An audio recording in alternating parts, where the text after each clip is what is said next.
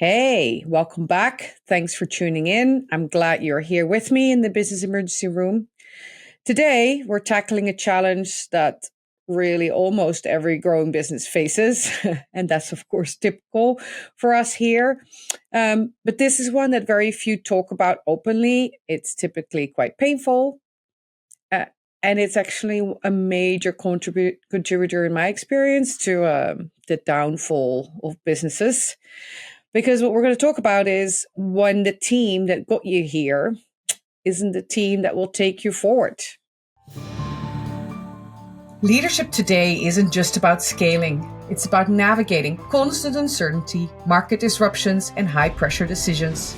If you're dealing with chaos, bottlenecks, and relentless pressure, welcome to the Business Emergency Room.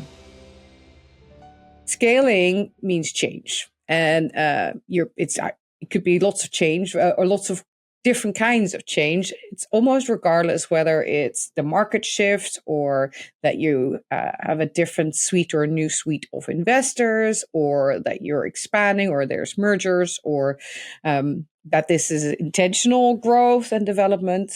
The hard truth is that not everybody will evolve with your business. And most leaders do see the warning signs, but many of us avoid taking action. Why? Well, because it's hard. These are the people who help build the business typically, and it feels personal. In many of the cases, these people were totally instrumental in getting us to where we are today. We're close to them. We've weathered many a storm together, and so admitting that maybe those are not the people that can take us forward is easier to ignore than deal with at times, but it's also the biggest risk to growth and success. So, how do you know when it's time for a change, and how do you navigate it in a way that's both strategic and fair? That's what we're talking about today in this episode. The truth is that leadership gaps are very normal.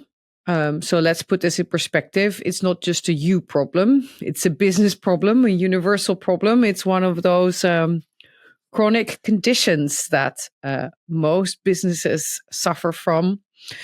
So if we look, for instance, at the founder to CEO turnover, within 3 years post IPO, 50% of founders step down. By the time of IPO, less than 25% remain as CEO, and 80% of those are actually forced out by investors, so they don't leave on their own accord. Also, whether hired internally or externally, or promoted internally or hired externally, 50 to 70% of executives fail within the first 18 months in their role. That's staggering, right? So hiring the right leaders in key positions proves to be a difficult task. In general, in startups or innovation, fast-growing oriented businesses, the turnover is twice as fast or twice as much as in traditional businesses. So business continuity is low, and you might have people in key positions that have been around a long time. If the teams around them are moving and turning over fast, then it's sometimes hard to read the signs, whether that's down to the leadership, but also means that it feeds our tendency to hold on to the people that are there to have that continuity. In reality, this is not just a challenge in innovative or growth-oriented businesses. In general, almost 80% of companies report that their leadership teams lack the skills to navigate change and growth effectively.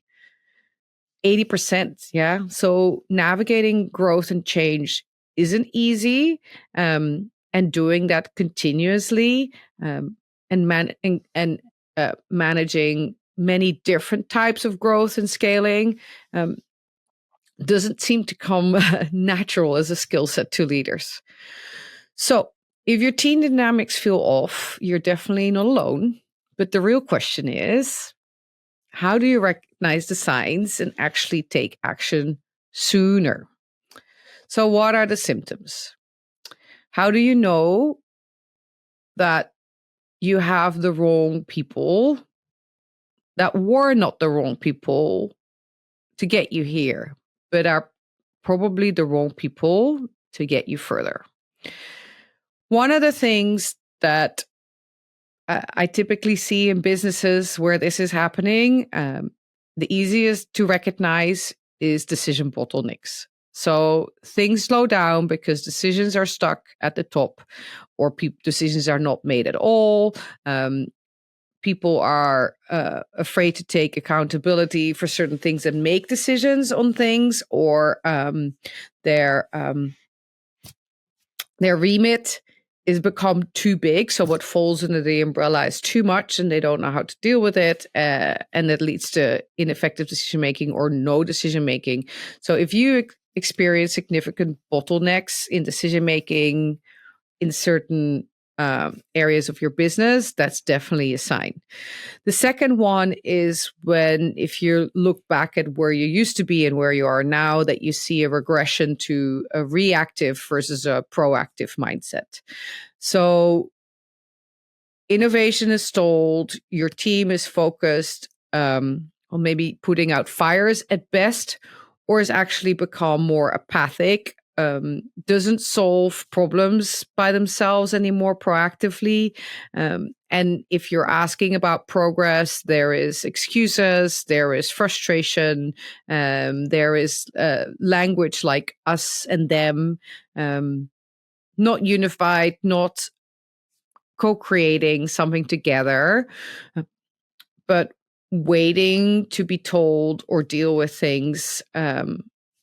Again, a clear sign that there is something wrong with who you have in your leadership and decision-making positions. If you have a really high turnover in certain areas, particularly your top talent is leaving or cycling through even faster than is normal, right? In an innovative business, that is also very likely leadership related. People, typically top talent, doesn't do well with being poorly managed. So if ambition and career is their priority, and they get frustrated and they don't see anything being done about it, and they see a lack of progress in the business, then there is no excitement and no satisfying that ambition, and they tend to leave. So again, a major sign something is wrong. And in general, if you have an organization where typically people used to get along and used to do stuff together, and there's way more gossiping and negative talk about each other, where there is more and more work in silos, the collaboration is starting to fail because there's a lack of trust between the different groups, then again, that's a sure symptom that something is amiss. So if you have any or all of these symptoms, and hence, decided that you do need to actually have a look at the people you have, and maybe figure out how to get to the right team to take you further from the team you currently have, how do you go about it? The most important of all, and also the most almost impossible, and hence the hardest, is to take the emotion out of it. The challenge is that often what I see in these teams is that the senior group of leaders has been consistent for quite a long time. Some of it is also started out of originally friendships or have become friendships, and there is lives intertwined beyond the workplace. There's also respect and appreciation for what some of these individuals have achieved, or how they have helped get the business to where it is today. And so knowing that that person has become a bottleneck in your organization, but then actually doing something about it, typically is where things fall off the rails. So you consciously need to figure out a way to take the emotion out of it. If someone refuses to evolve, if they cannot adapt to the new processes, or if they're willing to step back to make room for new necessary structures, they're holding the business back, right? So this is a business decision. And if you, as a founder of a business, are truly unable to make that decision, and to accept that you need to have those conversations with others, what I typically see is that then the investors take over and you become one of that statistic where the 80%, so 3 out of 4, 75%, where it's the investors who ask the original owners or founders or CEOs to leave because they are not willing and or able to make the changes in the organization needed for future success. There is an open and honest way to have these conversations. The business needs to come first in this case. And if you cannot put the business first, then maybe you are the one who needs to change into a different role, a more advisory and less hands-on, active, involved role in the business. Because if you're going to insist on running the business with the wrong people, eventually you'll all run it into the ground. Nobody has a business or a job. So it doesn't have to be ugly. There are ways to make exits graceful and respectful and even mutually beneficial. The only thing that really won't fix it is ignoring it and doing nothing. So figure out a way to take the emotion out and maybe enlist some help in the process to do so. Then step 2 would be to redefine the role before you refill it. Because what I've also too often seen is that then that difficult conversation did take place and somebody's left, or things blew up and somebody's left. And then in the want to replace quickly, and I agree with the filling roles quickly, but in the urgency to refill, the role is refilled as was defined. The challenge is that part of the reason why the person who left was no longer the right person is that they came on board for a certain position and a certain role, which they did well, but that role has changed. What needs to happen in that position or in that part of the business has changed, or maybe that role by now has become 2 roles and shouldn't have been 1 role. And so before you fill it, I want you to redefine it. Has the job changed? Does it need to be structured in a different way? Is there a different or new set of expertise that's required? Because maybe the old resource or the former resource was somebody who is very technology focused, so getting the technology to work. But now you need somebody with a much more commercial mindset who can take that technology from functional to making it cheaper and scale it for a larger market, right? So is there a different skill set needed to be successful in that role, or a different experience that you're asking for from these people?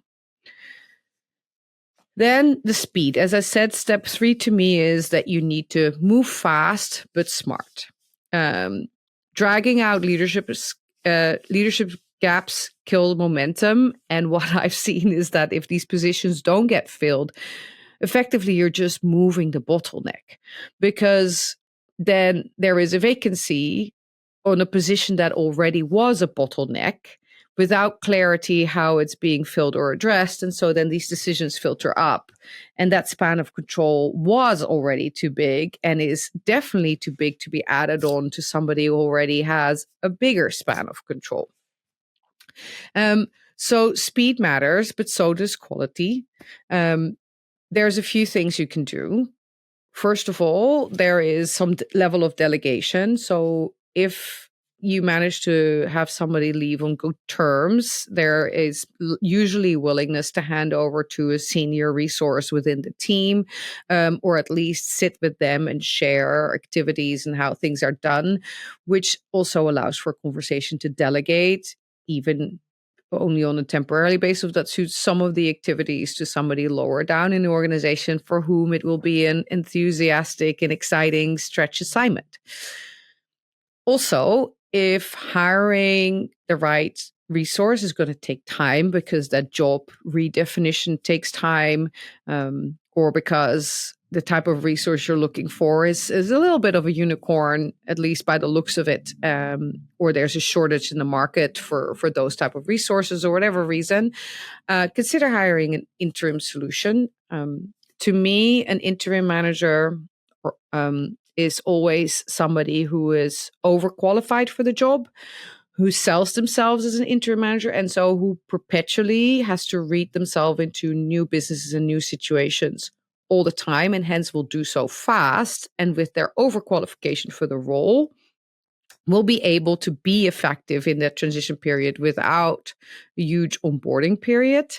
The benefit of an interim manager is also that they don't want to stay around, so they're not interested in that role becoming theirs, and hence there is the option to use that individual to help you define what is needed in that position. They can come in, and they typically can help you with some of the unknown unknowns, the things that you are not aware of because you've never seen it.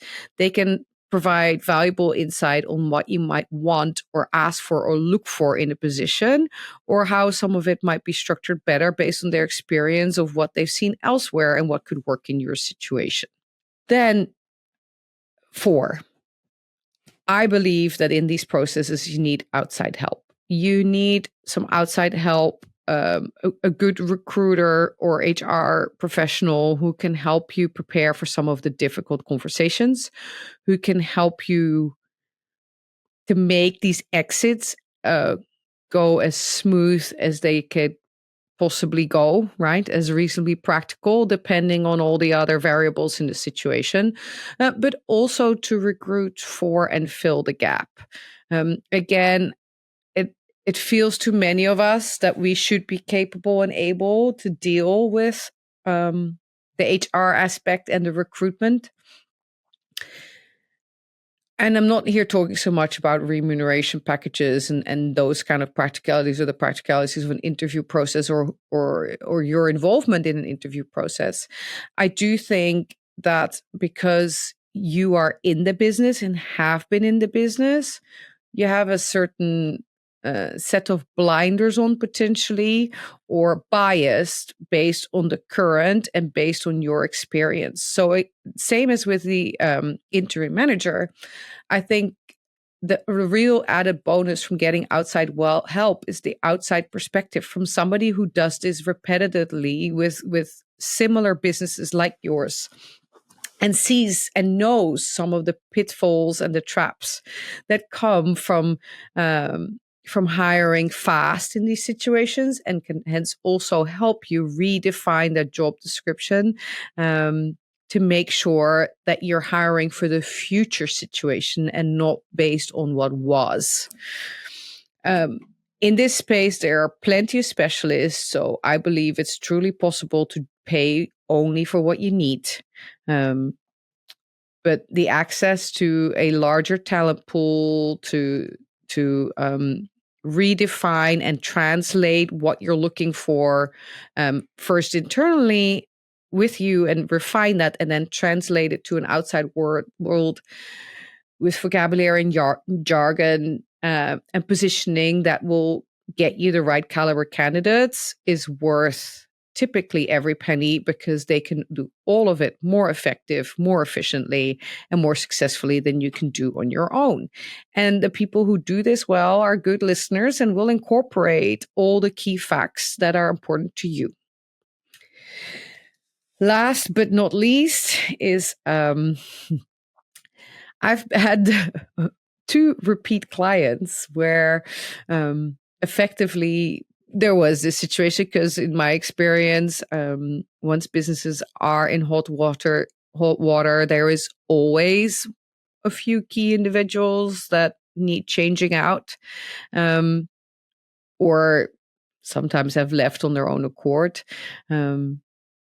I had a client who went through a very successful, eventually successful transition, right? They had some stumbling blocks and were in some turmoil. We managed to get things back on track. We changed out some key resources. And then particularly with one individual, they were so excited about this individual. They had put a performance contract in place, but almost due to to the adoration of the fact that they got such a high caliber person in there, there was nobody really performance managing this individual. And although on paper and in the interviews, etc., this individual was a great candidate, once on board, there were some, um, yeah, clashes between individuals in the leadership positions. Ultimately, it didn't really gel. That became apparent pretty quickly, but because it's been such a situation to get a replacement and they were so excited about the caliber person that they obtained, everybody kind of ignored it. But it did lead to underperformance by this individual. And the way that they were benefiting from the growth of the business didn't match how it worked for others, because this person had negotiated a special deal, and all of that got in the way of this person delivering. So I do want you to implement some level of performance management. Typically, when you start up a business, and in the early days of growth, or when the business is smaller, people all have skin in the game, or at least a senior leadership team. That's not always the case, right? Like, as in my example, this individual had a very different remuneration scheme. And so their incentives were very different than the other leaders in the team, and they had different skin in the game. And it resulted in underperformance. So you need some level of performance management. To take also the emotion out of it, to make sure that people deliver, that there's clear expectations for every leaders, that there is review of that if necessary, the board plays a role in that. So depending on seniority, that's a very common solution. Because that then allows open and transparent conversation about who is performing, and it allows for earlier intervention. In doing so, there's also more transparency to the rest of the organization, what is expected of every leader, how they are performing against that, and it makes it more visible to others in the organization that if they would like to be considered for succession, what's expected and how that works. And so people typically put up their hand sooner and say, hey, I can do that, or I can do that even better. And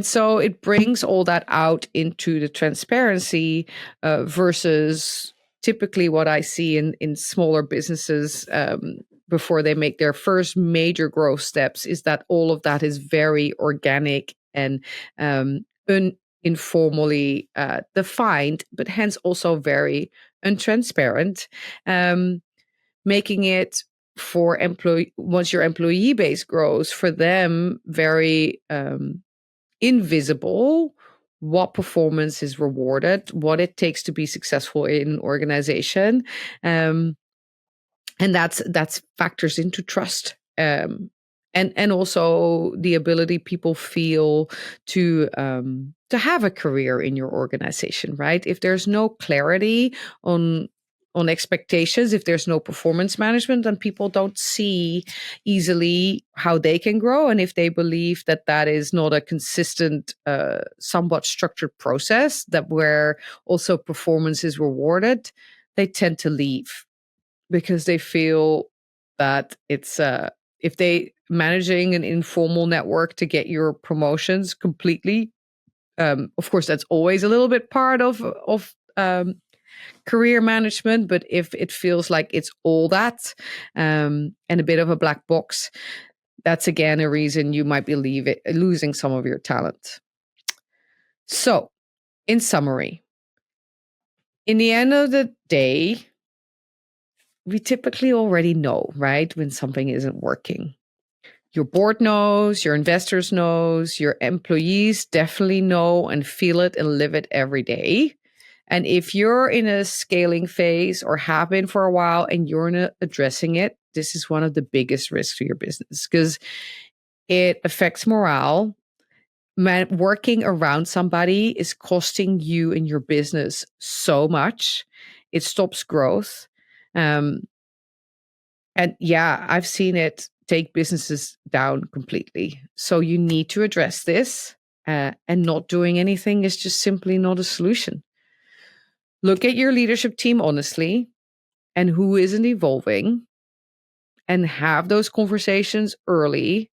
And if it has to go beyond conversations because nothing's changing, then the business needs to come first. Make the hard decisions before they make themselves, or before your board or your investors make them for you. Act quickly and strategically, and accept some help in the process. So, if you want to confidentially strategize about your leadership team, let's talk. Send me a message and reach out, give me a call. I'll help you create a plan to start the conversations. I can help you find specialist help in your specific field if that's what helpful. I can strategize with you about where to and strategize and diagnose with you where some of the challenges lie. If that helps to get the process started, I'm here. It's time to stop hesitating and start scaling. And your people are the biggest factor that can make or break your business. So thanks for tuning into the Business Emergency Room. And if this episode resonated with you, I would love to hear your thoughts and some feedbacks, especially because in this season 2, we also now have YouTube. So if you're watching this on YouTube, I would love to hear how that's working for you. Or if there's anything that you think that we could improve upon, or that you would like us to talk about, any and all of that, would love to hear it. Thank you very much, and I hope to have you back here next time. If decision-making in your business feels like a never-ending battle, join my free live webinar, Decision-Making Mechanics to Turn Chaos Around.